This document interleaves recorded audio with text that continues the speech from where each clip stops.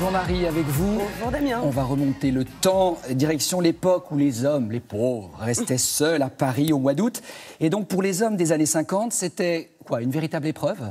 Ah, c'était compliqué, c'était difficile même, parce qu'il faut quand même rappeler, Damien, que dans les années 50, les femmes, le seul finalement rôle qu'on voulait bien leur laisser, c'était d'être mère et ménagère. Ouais. Pour vous dire, dans les années 40, il y avait même des formations qui étaient organisées pour être la meilleure ménagère possible. Voilà, donc la femme était au foyer, elle s'occupait des enfants, les repas, le ménage, elle accueillait son mari à son retour du travail. Elle lui apportait un petit verre. Et voilà, c'est ça. Et tout ça avec le sourire et en silence. Bien sûr. Eh bien oui, donc les choses ont bien changé, fort heureusement. Heureusement. Ouf, l'émancipation des femmes est arrivée entre-temps. Heureusement. Hein, ça semble insensé aujourd'hui, mais ça va beaucoup mieux, même s'il y a encore du travail. Hein, on est d'accord. Oui. Bon, donc forcément, on va dire que lorsque les femmes donc, partaient en vacances avec leurs enfants et que les hommes restaient pendant les vacances, donc au mois d'août, à travailler, ils étaient un peu perdus. Donc on voit tout ça en images et surtout avec beaucoup d'humour. Regardez.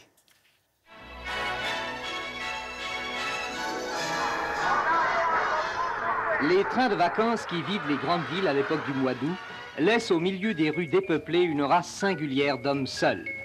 Les célibataires du mois d'août, les Haussiens. On les voit, à l'heure où leur travail finit, errer nonchalants sans doute, mais saisis tout de même par les nécessités quotidiennes auxquelles ils n'ont pas généralement à faire face. Il est arrivé le 1er août et vous accompagnez votre femme jusqu'au train qui l'emmène vers de belles vacances pendant que vous restez au bureau. Vous ressortez seul et désolé face à un Paris désert et sans tendresse. À midi, vous déjeunez à la terrasse d'un café. Un sandwich suffit.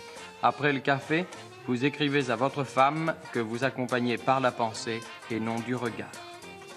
À 6 heures, vous sortez du bureau, vous faites vos courses. Le pain et les gâteaux d'abord, le beefsteak ensuite, le vin enfin. Ah, le bon dîner en perspective. C'est aussi à cette date qu'apparaît une nouvelle espèce, l'espèce des célibataires provisoires. Confrérie silencieuse dont les membres ont comme signe de reconnaissance dans leur restaurant un journal près de leur assiette. Chaque matin, le goût puissant de leur fière indépendance reconquise leur monte à la tête devant les chaussures à cirer et la vaisselle qui s'accumule. Ils sont ceux qui restent. Est-ce que quand votre femme sera rentrée, vous lui direz tiens ce soir je vais faire la cuisine? Peut-être, prudemment. Évidemment. Faut pas lui donner de mauvaises habitudes. Dites-moi, chez vous, les problèmes de ménage, Ah ben il n'y en a pas. il n'y a pas de ménage ou il n'y a pas de problème?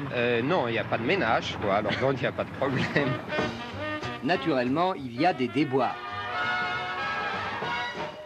Tous ces menus soins du ménage aux travaux ennuyeux et faciles, comme le disait Verlaine, créent sans doute une œuvre de choix, mais qu'un apprenti de génie n'est pas toujours de taille à dominer. Si elle a ses complications, la vie de l'Haussien a ses joies, les joies sévères du devoir accompli, que confirme le petit mot trouvé sous la porte. Les autres se paient du bon temps là-bas, ici il est seul aux prises avec la vie, le beau rôle est pour lui, il se sent presque un héros.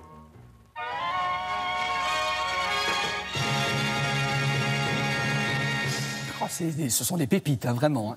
Alors même si on a évolué, il y a encore des pays où c'est un peu difficile, Oui, Marie. oui, tout à fait, Damien, c'est bien que vous m'en parliez parce que justement, il y a une dernière actualité là qui vient de sortir, ça se passe en Irlande. Et figurez-vous que dans la Constitution qui date quand même de 1937, il y a toujours la notion de femme au foyer, Ah ouais. figurez-vous. Et donc, il y a un référendum qui est organisé pour l'automne prochain, pour demander évidemment la suppression. C'est assez hallucinant que ça existe encore. Que ça perdure. Et que ça perdure, voilà. D'accord. Précision importante. Mais tout à fait, c'est important parce que forcément, on en parle beaucoup de l'Irlande, ils ont réussi à avoir la